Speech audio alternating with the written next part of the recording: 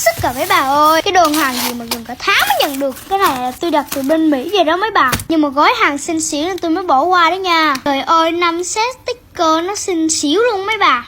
Hàng Mỹ có khác xinh quá trời xinh. Trà sữa ngũ sắc, có vị chanh, đào cảm, sô cô la vân vân. Trà sữa truyền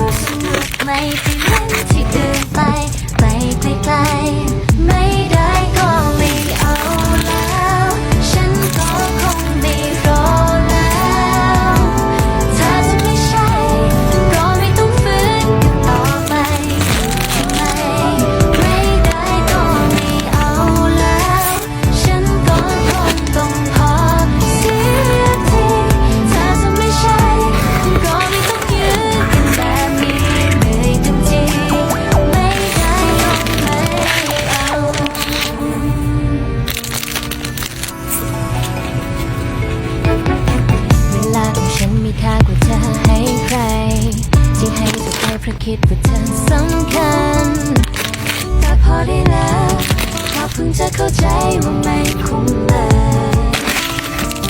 ที่ผ่านมาก็ให้เธอไปแล้วกัน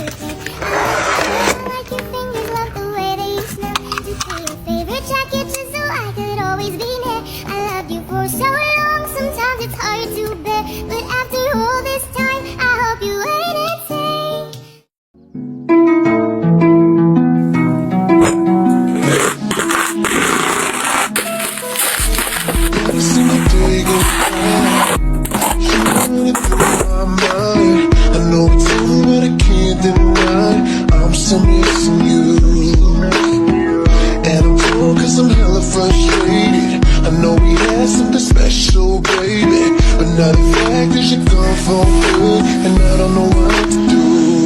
I try to stay on you, I try to put it all aside. I try and try and try and try, still it's you. Don't know what's going on.